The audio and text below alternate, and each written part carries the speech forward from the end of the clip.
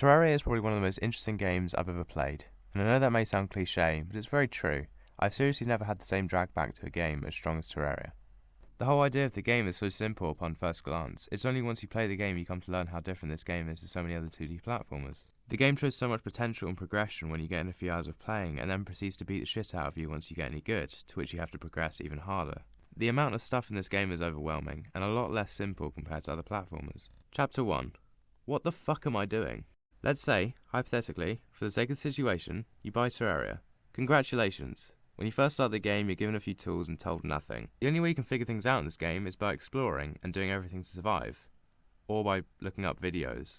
Or looking at the wiki. However, I never look at the wiki because it's a lot of reading and that's boring, so I just mainly stick to videos. So first, build a house, and then learn that this is more complicated than Minecraft. You can't just build a square and call it home. You have to make walls, and no, not just wood you got from the trees, they're a completely different thing that you have to craft. Great, you've built a house. Oh yeah, and remember the guide that spawned with you? Well, he lives with you now. Oh, and you will hate him forever. Why? Because he opens the fucking door to let the zombies and other mobs into your house for no reason. After night is over, you've experienced what is to come, and then you need to prepare. So go and explore caves because you'll find chests with stuff inside of them that give you weapons that are crazy useful. Oh, and if you see any shiny ores that you missed, don't worry, because most ores are useless. There are only a few select ores that are actually useful, but you probably won't run into them for a while. Oh, and if you make more rooms in your house, you'll have more people move in that sell you stuff with coins.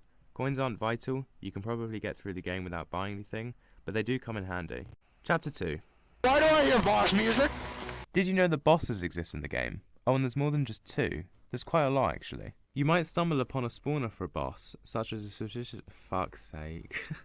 You might stumble upon a spawner for a boss, such as a suspicious-looking eye, or a dungeon with an old man. Some bosses spawn in different biomes. The jungle is the best biome because it has the best loot, but it's also the worst biome because everything can kill you very easily. However, the jungle does have these things called life crystals, which increase how many hearts you have. So you may start out with 5, but if you get enough, you can get 20 hearts, which is the max. Having more hearts is better, because it is, so it'll be an easier job defeating bosses. However, if you've played the game for some time and still haven't fought a boss, the game will spawn a boss for you. How nice of them. The boss they spawn is the Eye of Cthulhu, and it looks like this. It's one of the easiest bosses in the game, but if you aren't prepared for it, you're going to have a bad time. But if you clutch it and win, then you're given Demonite.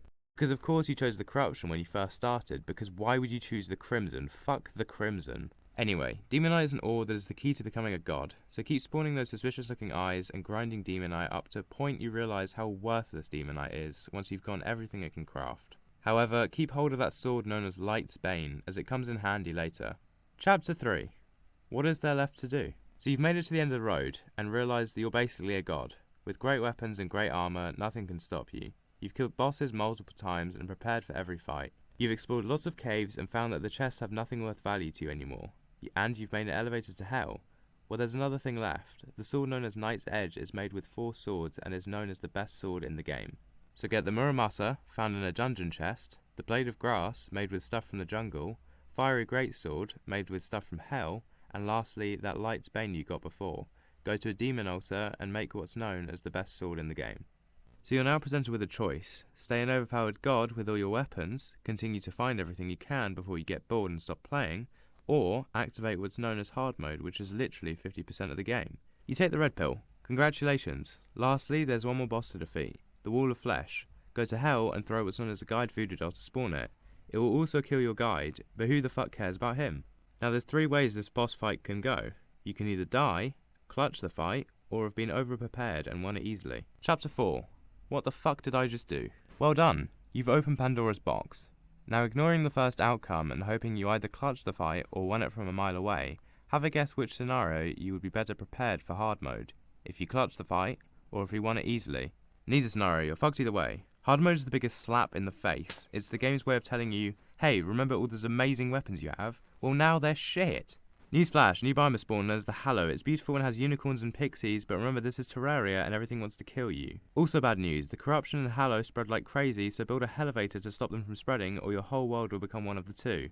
Also, there's now these things called souls of night, light, flight, might, sight and fright, each of which are used to make something really good, so hang on to them. Another good thing, new ores have spawned. What do they look like? Fuck knows what they look like, but you might find them. Oh yeah, new bosses are available that are much harder than any of the bosses you faced before, but they drop better stuff. Oh yeah, remember how you have 20 hearts? Well now, because everything is harder, you pretty much have the equivalent of 5 again. Come to learn the truth, that a yo-yo is more powerful than that sword that took hours to make. Money is now not a problem, as you don't care about losing gold.